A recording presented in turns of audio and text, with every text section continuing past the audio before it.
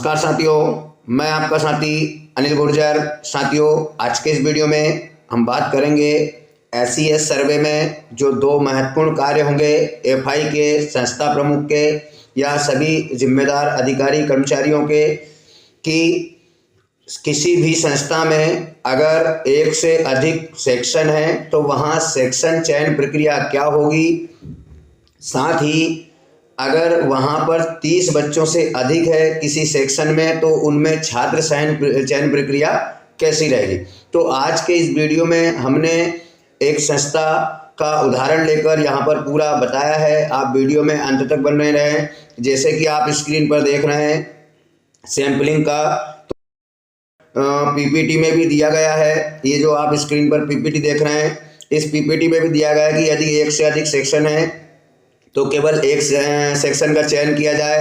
अब वो सेक्शन क्या होगा और कौन से बच्चे होंगे, इन सबको हम एक उदाहरण से देखेंगे। पहले PPT में मैं आपको बता दूं, ये जो है ये सेक्शन चयन प्रक्रिया है। यहाँ पर ABC 3 सेक्शन है। उदाहरण के लिए इन्होंने चयन प्रक्रिया बताई है, ये 2 सेक्शन के लिए है। तो इस प्रकार इस PPT में जिस प्रकार से बताया गया है उसी के प्रकार से हमने एक उदाहरण के तौर पर यहाँ पर एक इस संस्था में पूरा उदाहरण प्रस्तुत किया, उसको हम देख लेते हैं। उससे आपको बिल्कुल भी समस्या नहीं आएगी। आप जिस भी संस्था में FI के रूप में जाएंगे या आपकी संस्था में है तो आप सेक्शन चयन और जो छात्र चयन प्रक्रिया है उसमें बिल्कुल भी परेशान नहीं होंगे। तो हम लिए चलते हैं आपको उदाहरण की ओर। तो साथियों, ये जो आप स्क्रीन पर देख रहे हैं ये एक साला का है जिसमें कि 3 सेक्शन यहाँ पर है, जो कि सेक्शन A में 51 बच्चे दर्ज हैं, सेक्शन B में 49 बच्चे दर्ज हैं और सेक्शन C में भी 51 बच्चे दर्ज हैं। यहाँ साला का नाम, ब्लॉक का नाम और पिन कोड। जो सबसे महत्वपूर्ण बिंदु है इस पूरे वीडियो सेक्शन चयन प्रक्रिया, छात्र चयन प्रक्रिया, उसका जो केंद्र बिंदु है वह है वहाँ का पिन कोड। वहाँ के पिन कोड से ही हम इस पूरी समस्त चयन प्रक्रिया को वहाँ पर करेंगे। तो साथियों, जैसे सबसे पहला प्रश्न बनता है कि सेक्शन चयन कैसे करेंगे, तो आंसर के रूप में हम यहाँ बता दें आपको कि जो वहाँ का पिन कोड है, पिन कोड के प्रत्येक अंकों का योग तब तक करें जब तक उत्तर 1 अंकी ना हो जाए। जैसे कि आप ऊपर देख रहे हैं पिन कोड है 461331। तो हमने सभी डिजिट को अलग अलग यहाँ पर लिखा है 4 + 6 + 1 + 3 + 3 + 1। जब इनका योग किया तो यहाँ पर 18 आया, लेकिन 18 भी अभी 2 डिजिट में है तो उनको पुनः हमने 1 डिजिट करके ऐड किया है। तो यहाँ पर 1 + 8 = 9। अब हमारा जो उत्तर है जो पिन कोड का वो 1 अंकी हो गया, मतलब कि हमारा 9 जो है वो मॉडल अंक बन गया। मॉडल अंक यानी कि इसी से हमारी पूरी चयन प्रक्रिया यहाँ पर होना है। अब बात करते हैं कि इस मॉडल अंक से सेक्शन चयन प्रक्रिया क्या होगी। तो यहाँ पर जैसे कि हमने बताया है मॉडल अंक से सेक्शन चयन प्रक्रिया कैसे करेंगे, तो तीनों सेक्शनों को यहाँ पर लिख लिया गया है ABC। अब हम A से चलेंगे। जैसे कि आप देख रहे हैं स्टेप 1, तो A से B पर ये हमारी एक स्टेप हो जाएगी और B से C पर ये हमारी दूसरी प्रक्रिया हो जाएगी। अब C से हमें सीधे A पर आना है, नीचे हमें नीचे बीच में B पर नहीं रुकना है, C से सीधे A पर आ जाएंगे तो ये तीसरी हो जाएगी।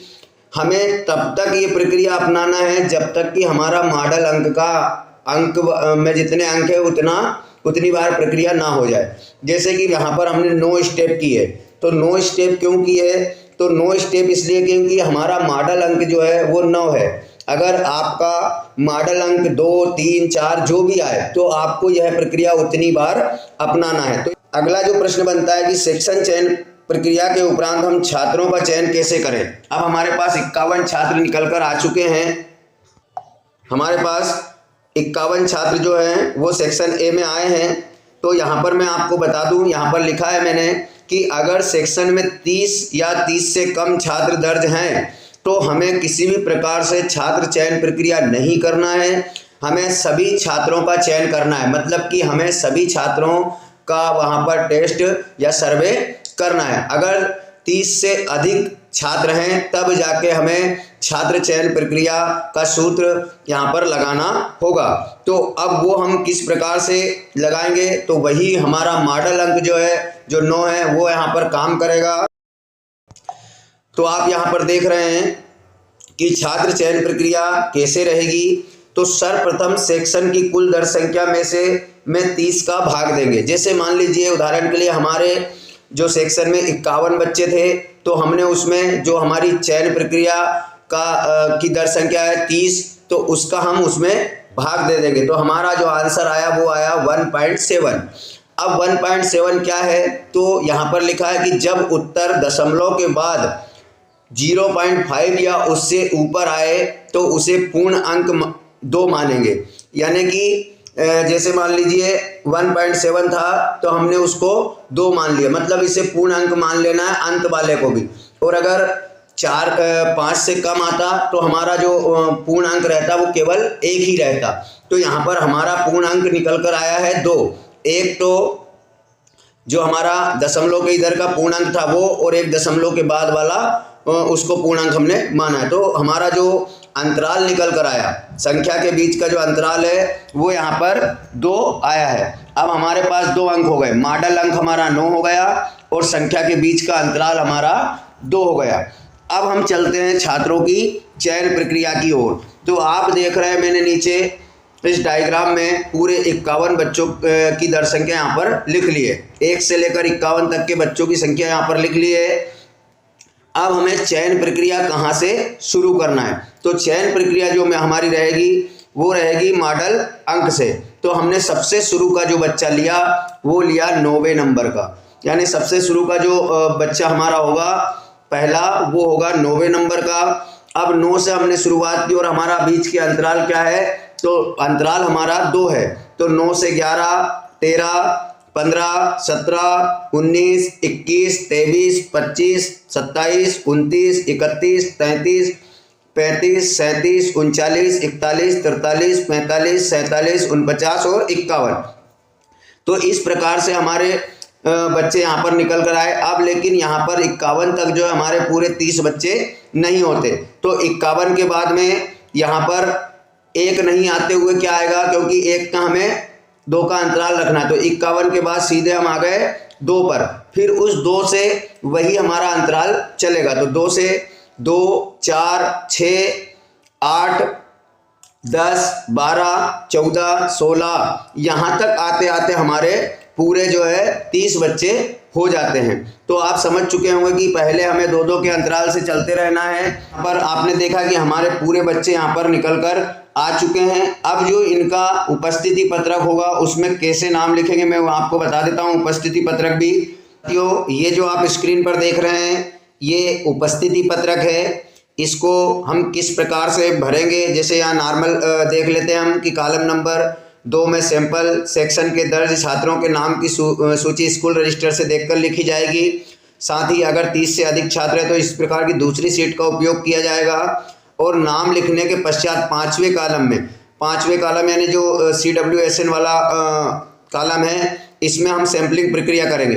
तो साथियों इस उपस्थिति पत्रक को कैसे भरना है, क्या उन्हीं बच्चों के नाम लिखना है जिनका हमें सैम्पलिंग करना है इस उपस्थिति पत्रक में, या संस्था के सभी दर्ज बच्चों के नाम लिखना है, तो इन तमाम बातों को हम देखेंगे अगले वीडियो में। ये भी बहुत महत्वपूर्ण प्रश्न है आप लोगों के लिए, क्योंकि उपस्थिति पत्रक में अगर एब्सेंट बच्चा है तो उसका क्या करना है, क्या उसको भी अलाट करना है स्टूडेंट आईडी। तो ये सारी चीज़ें स्टूडेंट आईडी कैसी रहेगी वो हम अगले वीडियो में देखेंगे। बहुत ही जल्द अगला वीडियो आएगा, क्योंकि ये वीडियो जो है वो थोड़ा बड़ा हो रहा है। इससे पूर्व मैंने एफआई के और ब्लॉक कोऑर्डिनेटर के क्या दायित्व रहेंगे, एफआई को सैम्पलिंग के दिन जो है सर्वे के दिन या सर्वे से एक दिन पूर्व क्या करना होगा उसका वीडियो भी बनाया है, वो इस वीडियो के डिस्क्रिप्शन बॉक्स में है। तो साथियों आप जो है उपस्थिति पत्रक या उसके वीडियो पाने के लिए प्लीज़ मेरे चैनल को सब्सक्राइब कर लें, ताकि मेरे द्वारा इस प्रकार के सभी बनाए गए वीडियो का नोटिफिकेशन आप लोगों को मिलता रहे। तो धन्यवाद साथियों, मिलते हैं इसी प्रकार की नई जानकारी के साथ अगले वीडियो में। तब तक के लिए जय हिंद।